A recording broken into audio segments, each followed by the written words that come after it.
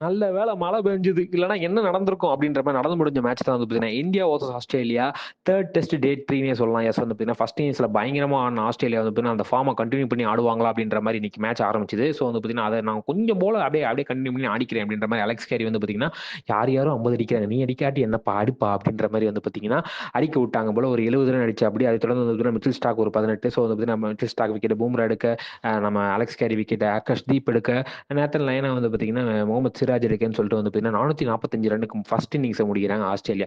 445 தாண்டி நம்ம ரன் அவங்களுக்கு வந்து பார்த்தீங்கன்னா, டார்கெட் குடுக்கவா? அப்படின்ற அளவுக்கு வந்து பார்த்தீங்கன்னா, பெரிய இமாலய இலக்கோட தான் வந்து இந்தியா ஆட வந்தாங்க. ஸோ ஓப்பனிங் வந்து எஸ்எஸ்பி ஜெய்ஸ்வாலும், நம்ம கேஎல் ராகுலும். ஸோ வந்து பார்த்தீங்கன்னா, எஸ்எஸ்பி ஜெய்ஸ்வால் ஃபர்ஸ்ட் பாலே வந்து பார்த்தீங்கன்னா 4 மிச்சல் ஸ்டார்க் இன்னைக்கு அடிக்க போறோம் பாருங்க அப்படின்ற மாரி இருக்கும்போது 2வது பால்லே கேட்ச் குடுத்து அவுட் ஆயிட்டாரு. ஸோ அதைத் தொடர்ந்து அந்த சுமன் கில் வந்து பார்த்தீங்கன்னா, 3 பாலுக்கு 1 ரன். எதுக்கு நீங்க வந்தீங்க அப்படின்ற அளவுக்கு ஸ்லிப்ல கேட்ச் குடுத்து அவரும் அவுட்.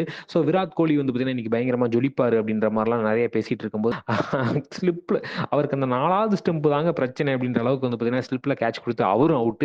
ஸோ அதைத் தொடர்ந்து வந்து பார்த்தீங்கன்னா, ரிஷப் பண்ட்டும் பெருசா ஜொலிக்காம 9 ரன்.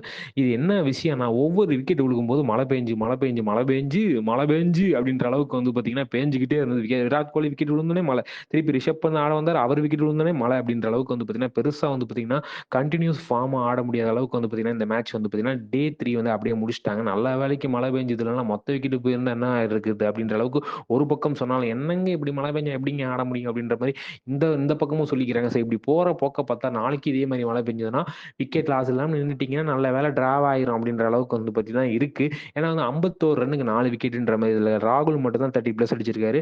6 பாலுக்கு ரன் எதுவும் அடிக்காம ஸ்டோக் வச்சிருக்காரு. பார்ப்போம் எப்படி ஆட போறாரு அப்படின்ட்டு.